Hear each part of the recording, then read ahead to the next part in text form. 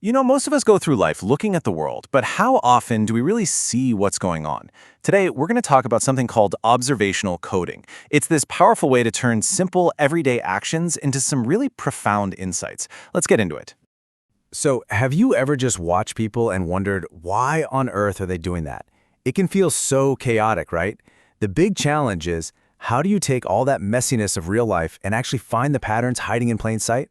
Well, that's exactly the question we're going to tackle today. And this right here, this shows the transformation perfectly. I mean, look at the left side. That's the chaos, right? Just a jumble of raw notes.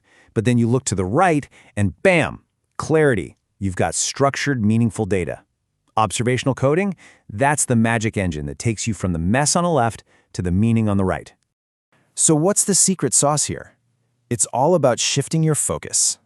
See, observational coding isn't just about noting what happens. It's a really disciplined approach for digging deeper to understand the why behind it all.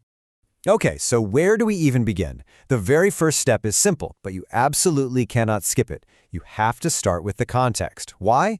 Well, think about it. No action, not a single one, ever happens in a vacuum. So what do we mean by context exactly? It's pretty much everything that surrounds an action. We're talking about the place, the people, what's actually going on, even the social vibe of the room. It's like the frame around a painting. It's what gives the picture its real meaning. And just look at the difference this makes.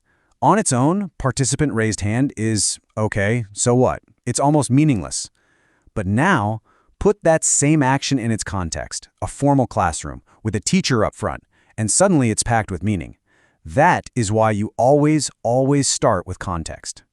All right, let's move on to the next big skill here. And honestly, this one is absolutely critical if you want your work to be credible. You have to learn to draw a really clear line between what you actually see and what you think it means.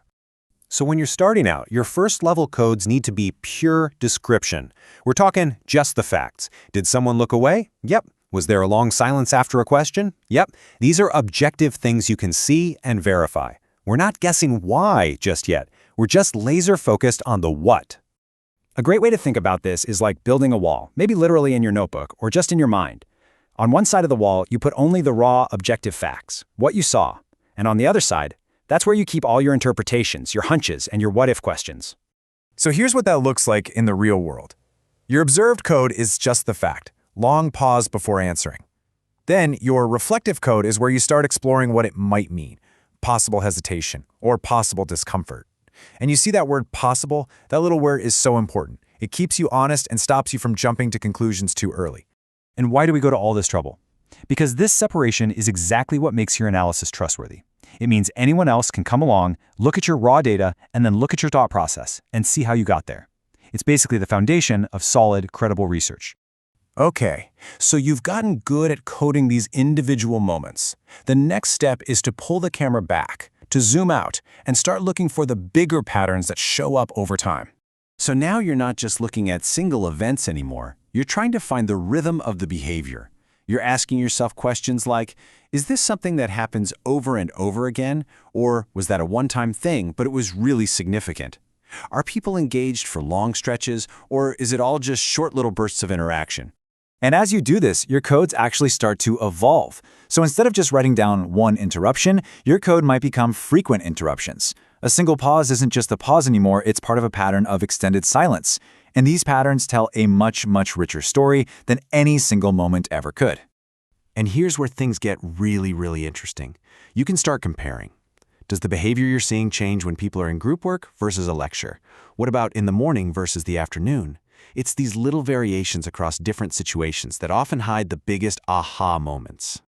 All right, now we're getting to the final level. This is kind of the expert mode of coding, and it's all about turning the camera around and pointing it back at yourself, acknowledging your own role in what's happening. There's a name for this. It's called reflexive coding, and all it really means is being honest with yourself and admitting that you, the observer, are not a fly on the wall. You're not invisible. Your very presence, what you do, can actually change the behavior you're trying to study. So in your notes, what does this actually look like?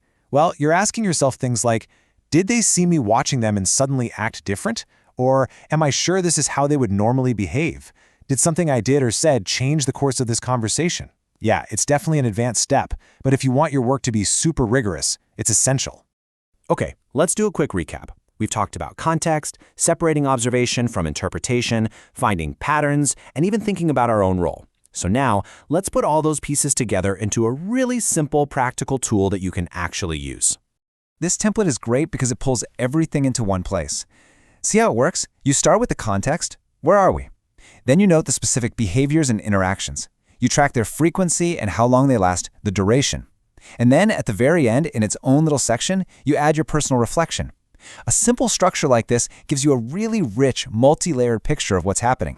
And at the end of the day, this is what makes this method so incredibly powerful. Think about it. Surveys and interviews tell you what people say they do. But observational coding, that captures what they actually do. It gets you to the real truth of what's happening, right there in the moment. So we're going to leave you with this one thought. We've just handed you a new framework, a new lens for seeing the world with so much more clarity. The only question left is, now that you know how to really see, what are you going to go out and discover?